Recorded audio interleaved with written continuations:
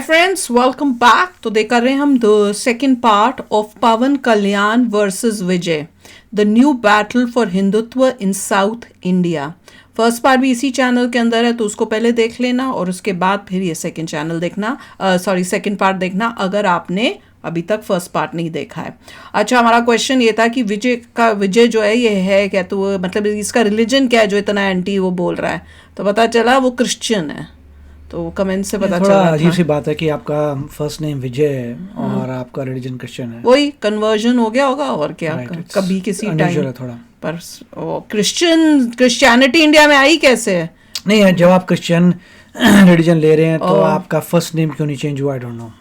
चलो देखते हैं। तो वीडियो शुरू करते हैं। वीडियो शुरू करने से पहले अगर आप चैनल पर नए हो और आपने अभी तक सब्सक्राइब नहीं किया तो जल्दी से पहले सब्सक्राइब के बटन और बेल आइकन को क्लिक कर लो ताकि आपको हमारे सारे न्यू वीडियोस के नोटिफिकेशन मिल जाए जैसे हम अपलोड करें। अगर आपको वीडियो पसंद आता है प्लीज लाइक एंड शेयर। चलिए शुरू करते हैं। और दूसरे दो चैनल्स उनको भी सब्सक्राइब कर लेना, लिंक्स हैं डिस्क्रिप्शन बॉक्स में, वहां पर भी आपके रिक्वेस्टेड वीडियोस आ रहे हैं। लैंग्वेजेस को सीखेंगे तो आपको हमारी गवर्नमेंट से कुछ इंसेंटिव्स मिल सकते हैं, कि आपको जॉब्स में प्रेफरेंस मिल सकती है, या आपको कुछ स्टाइपेंड्स मिल सकते हैं कि आपने यहाँ पर आके एक एफर्ट दिखाया है हमारे कल्चर में लीन होने का और हमारे लैंग्वेज को सीखने का, और इसके लिए हमारी गवर्नमेंट, हमारी सोसाइटी आपको रिवॉर्ड करना चाहती है। तो लोगों को इंसेंटिव्स प्रोवाइड करने चाहिए। लोगों को आप अगर धमकियां दीजिएगा, लोगों को आप अगर पीटिएगा, मारिएगा, तो इससे सिर्फ दुश्मनी पैदा होती है, इससे कल्चरल एक्सचेंज नहीं पैदा होगा भाई साहब। तो आप जब अब इस बैटल ग्राउंड को समझ गए हैं तो अब इस बैटल ग्राउंड में उतरे दो नए बड़े प्लेयर्स को देखते हैं। पहले प्लेयर है पवन कल्याण। पवन कल्याण आंध्र प्रदेश की इन्फ्लुएंशियल कापू कम्युनिटी से आते हैं जो आंध्र प्रदेश की 20% पॉपुलेशन होल्ड करती है। पवन कल्याण हमेशा से काफी हार्डकोर हिंदू रहे हैं। पॉलिटिक्स में आने से पहले भी वो कोशिश करते थे कि अपनी मूवीज में जितना हो सके वहां अपने कल्चर को एक पॉजिटिव वे में शोकेस कर सकें।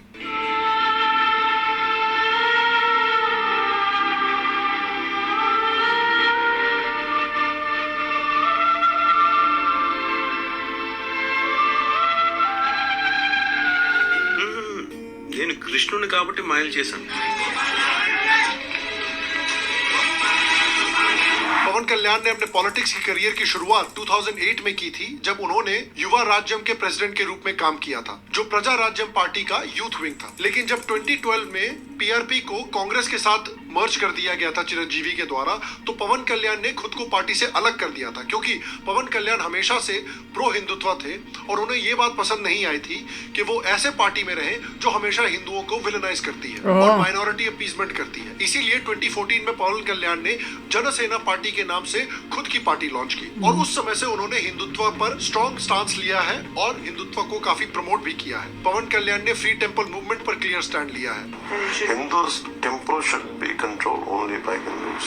पवन कल्याण ने वक्फ बोर्ड जिस तरह से जमीन को हड़पती है उसके खिलाफ भी एक कड़ा स्टैंड लिया है। पवन कल्याण आरएसएस को भी काफी प्रेस कर चुके हैं। ఆర్ఎస్ఎస్ లో ఒక ఫ్లోట్ చేసిన ఒక పార్టీ, సంఘ్ నుంచి చాలా మంది నాయకులు వచ్చి నిస్వార్థంగా చేసి వెళ్ళిపోతారు। వాళ్ళు గుర్తింపు కూడా ఉండదు, జనరల్ సెక్రటరీ అవుతారు। पवन कल्याण सोशल जस्टिस और डेवलपमेंट पर भी काफी फोकस रहे हैं। बनथाड़ा में इलीगल माइनिंग जो एनवायरनमेंट को डायरेक्टली डैमेज कर रही, उसके अगेंस्ट भी पवन कल्याण ने काफी रेजिस्टेंस किया था। अपने स्टेट में फार्मर्स के लिए भी पवन कल्याण ने आवाज उठाई थी। अगर आप पवन कल्याण की डिटेल्ड बैकग्राउंड और उनकी आइडियोलॉजी के बारे में और डिटेल में जानना चाहते हैं तो यहाँ पर या डिस्क्रिप्शन में क्लिक करके आप हमने जो पवन कल्याण पे एक प्रोफाइल वीडियो किया था उसको जाकर देख सकते हैं। और इसी pro nationalist, pro Hindu ideology की वजह से पवन कल्याण को इस लोकसभा इलेक्शन में 100% स्ट्राइक रेट के साथ अपनी सीट जीती है। जनसेना पार्टी ने 21 सीट्स पर कंटेस्ट किया था और सभी 21 सीट्स जीती थी। और एक किंग मेकर के रोल में पवन कल्याण 2024 के लोकसभा इलेक्शंस में इमर्ज हुए थे। और अभी हाल में ही अगर आप महाराष्ट्र इलेक्शंस को देखें तो वहां पर भी पवन कल्याण का एक काफी इंपॉर्टेंट रोल रहा था। उन्होंने महाराष्ट्र में बीजेपी के लिए काफी प्रचार किया था और जहां जहां पर उन्होंने प्रचार किया है वहां पर बीजेपी ने बहुत अच्छा परफॉर्म किया था। इनफैक्ट उन्होंने बजरंग दल से इंस्पायर्ड होकर अपनी पार्टी में एक नई विंग की अनाउंसमेंट की है जिसका नाम है नरसिम्हा वरही ब्रिगेड, जो सनातन धर्म के एक प्रोटेक्शन विंग की तरह काम करेगी।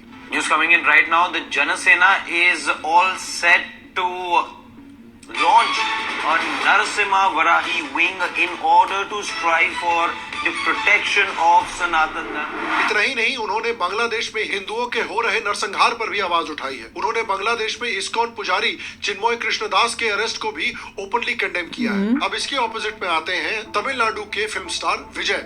विजय की रैली में करीब 3 लाख लोगों के जुटने का दावा किया गया। इसकी अभी कोई रिसेंटली मूवी भी आई है, एक दो कौन सी मूवी में देखा था, ट्रेलर्स किए थे शायद उन्होंने। फॉर सम रीजन इनके फैंस अक्षय कुमार के लुक्स पर आवाज उठा रहे थे। अब क्या ही बोले यार इसके जवाब में। ये भी पवन कल्याण की तरह सदर्न स्टेट्स के एक फ्यूचर लीडर की तरह उभरना चाहते हैं, लेकिन इनकी आइडियोलॉजी बिल्कुल ऑपोजिट है। लेकिन मेन बात यह है कि ये पवन कल्याण के बिल्कुल ऑपोजिट है आइडियोलॉजिकली, यानी कांग्रेस स्टाइल सेक्युलरिज्म में विश्वास रखते हैं। दरगाह में माथा टेकते हैं, इफ्तार पार्टियां ऑर्गेनाइज करते हैं, लोगों को रमजान पर विश करते हैं, लेकिन हिंदू त्योहार पर जनरली चुप रहते हैं। Ladies and gentlemen, let me add that Vijay, it's Vijay Joseph. That's his Vijay middle name. Joseph. Supposed to be Christian. Now the thing is, if he's saying happy Eid and Ramzan wishes everything, maybe he's doing it because they're in a minority. But tell me something, Vinod P. Selvam, why would he not wish Hindus whose every single vote is going to see that his party wins? लेकिन Tamil film industry के ये काफी बड़े star हैं। In fact एक समय पे ये शाहरुख खान के बाद इंडिया के हाईएस्ट पेड एक्टर थे। विजय की फिल्में जब तमिलनाडु में रिलीज होती हैं तो तमिलनाडु में एक फेस्टिवल जैसा माहौल आ जाता है। देखा है इसकी कोई मूवी का ट्रेलर, हमने किया रिएक्शन। एक्साइटमेंट में आ जाता है कि सिनेमा हॉल ही तोड़ देते हैं।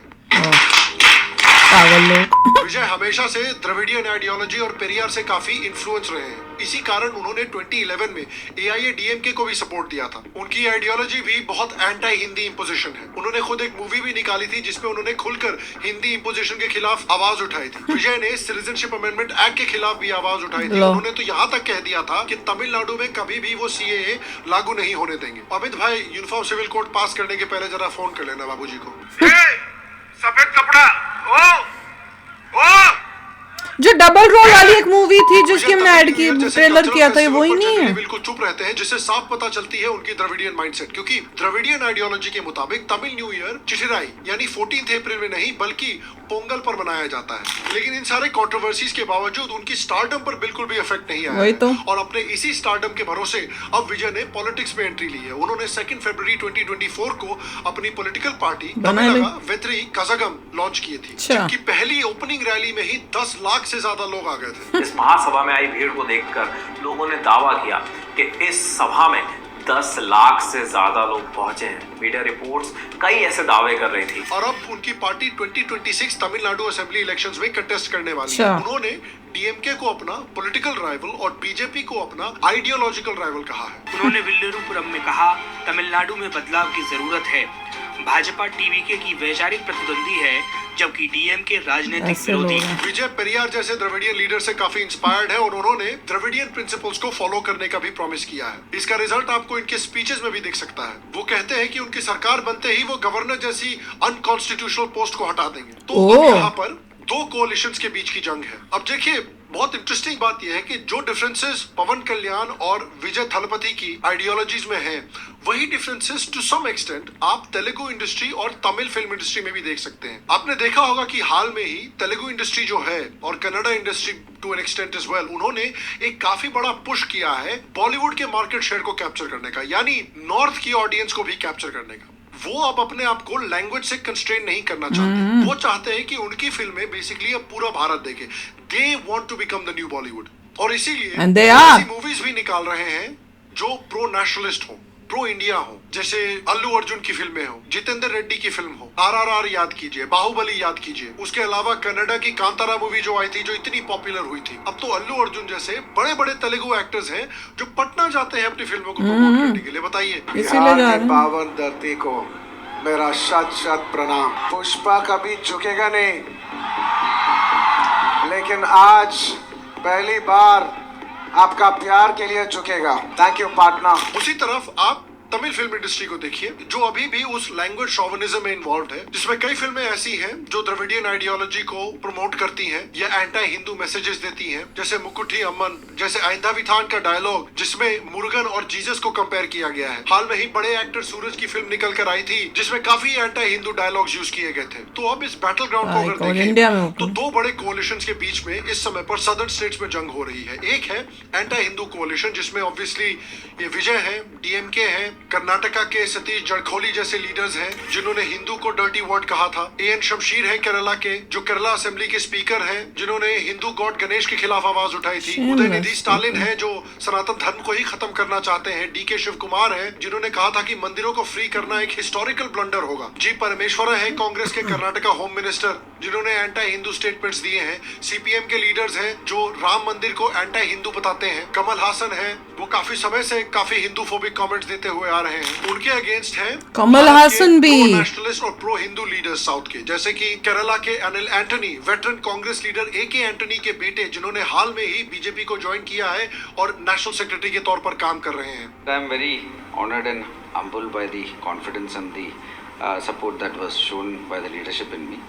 I want to thank Honorable Prime Minister Modi ji. Tamil Nadu के अन्नामलाई एक फॉर्मर आईपीएस ऑफिसर जो अपनी फियरलेस इमेज के लिए सिंघम he के नाम didn't से भी win, I जाने जाते हैं think, और ना? इस समय पर बीजेपी के तमिलनाडु के प्रेसिडेंट भी हैं। टी राजा जो तेलंगाना लेजिस्लेटिव असेंबली के मेंबर हैं और काफी हार्डकोर हिंदू हैं। तमिलनाडु गवर्नर आरएन रवि, सुरेश गोपी जिन्होंने केरला में बीजेपी को पहली लोकसभा सीट दिलाई थी, कुम्मनम राजशेखरम बीजेपी के फॉर्मर स्टेट प्रेसिडेंट और हिंदू टेम्पल राइट्स और रिलीजियस फ्रीडम के लिए कैंपेन चलाने वाले पॉलिटिशियन। तो देखिए इस समय पर जो सदर्न स्टेट्स हैं वहां पर एक बहुत ही इंटरेस्टिंग आइडियोलॉजिकल और पॉलिटिकल बैटल चल रहा है। एक समय पर सदर्न स्टेट्स जहां पर माना जाता था कि हिंदुत्व का कोई अस्तित्व ही नहीं है, प्रो हिंदू पॉलिटिक्स वहां काम ही नहीं कर सकती, वहां पर कर्नाटका में, आंध्रा में, तेलंगाना में and to an extent Kerala और तमिलनाडु में भी हिंदुत्व ने एंट्री मारी है। हिंदुत्व सक्सेसफुल साबित हुआ है। बीजेपी ने ऑलरेडी कई बार कर्नाटका में गवर्नमेंट बना रखी है। बीजेपी के कोalition पार्टनर इस समय पर आंध्र प्रदेश में रूल कर रहे हैं। तो इस समय पे जो ओल्ड स्टाइल पॉलिटिक्स है सदर्न स्टेट्स का वर्सेस जो न्यू स्टाइल पॉलिटिक्स है पवन कल्याण जैसे लीडर्स का, उसके बीच में भिड़ंत हो रही है। ओल्ड स्टाइल पॉलिटिक्स है जो हिंदू वोट को डिवाइड करके रखना चाहता है, क्योंकि वो चाहता है कि जब तक हिंदू वोट डिवाइडेड रहेगा तब तक इनको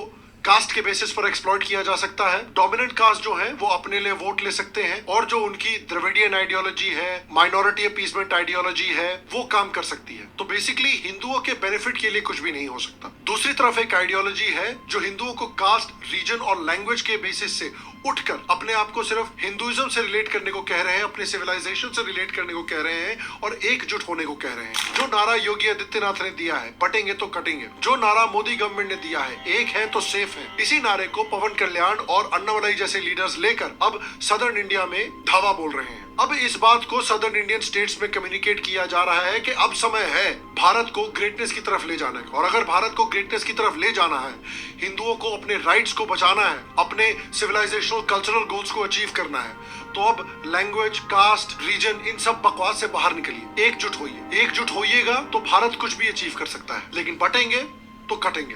और मैं आपसे पूछना चाहता हूं, आपको क्या लगता है कि इस आइडियोलॉजिकल बैटल में कौन जीतेगा? क्या आपको लगता है कि हिंदुत्व कभी भी केरला जैसे स्टेट्स में या तमिलनाडु जैसे स्टेट्स में या तेलंगाना जैसे स्टेट में सक्सेसफुल हो सकता है? अगर हाँ, तो क्या कंडीशंस मीट होने पड़ेंगे इन स्टेट्स में सक्सेसफुल होने के लिए हिंदुत्व आइडियोलॉजी को और हिंदुत्व पॉलिटिशियंस को? अगर आप सदर्न स्टेट से हैं तो प्लीज जरूर नीचे कमेंट करके मुझे बताएं कि आपके हिसाब से क्या चीजें हैं, क्या कंडीशंस हैं जो मीट होनी चाहिए। तो भैया अगर आप साउथ से हो तो ज़रूर बताना कि क्या वहाँ पे जो है कोई बात बनने के चांसेस हैं कि नहीं है।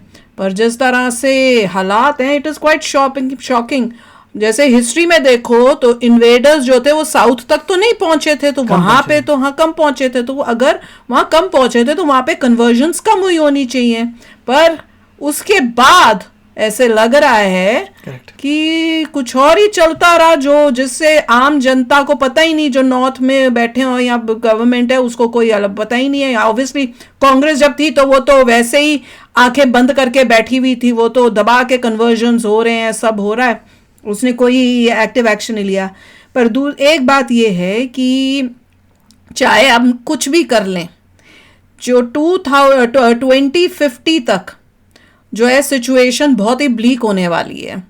उसको रोकने के लिए क्या किया जा रहा है? मेन तो वो है, पहले तो सबसे पहले वो एक्शन लो कि भैया 2050 का जो सिचुएशन दिख रही है उसको रोकने का क्या कर रहे हैं. अब जैसे मोदी जी हैं और अगर हिंदुत्व प्रो जो है गवर्नमेंट आ रही है तो उसको अभी से एक्शंस लेने चाहिए. अपने अभी अनफॉर्चुनेटली अभी अलायंसेस हुई हैं, पर अलायंसेस के साथ मिलके अभी से अगर एक्शंस ना लिए इस टाइम से ही, तो सिचुएशन जो है कैसे कंट्रोल होगी? मुझे तो ये समझ नहीं आ रहा. अरे देखिए, मुझे तो बड़ा दुख हो रहा है देख के ये भी. क्या चल रहा है. और वो एक विजय बंदा आता है जो एक्टर है, और कितनी जनता आती है उसके अटेंडेंस में. देखो तो सही. और दैट इज़ माइंड ब्लोइंग कि इतनी जनता आ रही है और वो बंदा एंटी हिंदुइज्म है. हाँ, मुस्लिम्स का जो सेलिब्रेशंस है ईद वीद, उसमें तो वो विश कर रहा है. पर okay, but if you are anti Hindu, पर क्यों? तो इफ यू एग्जैक्टली, एंड आप दिवाली दुवली नहीं विश कर सकते हो क्या? क्यों नहीं कर सकते? वो एंटी हिंदू था, इतनी जनता आ रही है, उसको सपोर्ट कर रही है. मूवियां उसकी हिट हो रही है, हमें पता ही नहीं है. इंडिया में इन्वेडर्स नहीं आए, कोई रीजन नहीं था कन्वर्जन का. यस, कहीं कहीं से ब्रिटिश आए, Christianity I, that is different. But I am just amazed कि क्या चल रहा है. बहुत ही बुरा हाल है. और अभी जैसे है कि अराउंड 15-18% इस्लाम है इंडिया में, तो ये सिचुएशन है. तो सोचो बाद में क्या, बाद में जब 2050 में 40% हो जाएगा तब क्या होगा? 15-20 साल में क्या होगा? So it is going to be very tough life for people. सोचो. Unless something is done now. Something says कि चलो काम रखने के लिए they have to work in a certain way. मुझे तो समझ नहीं आ रहा इसका सोल्यूशन क्या है. राइट. चलो आप लिखना, शेयर करना अपने थॉट्स कमेंट सेक्शन में.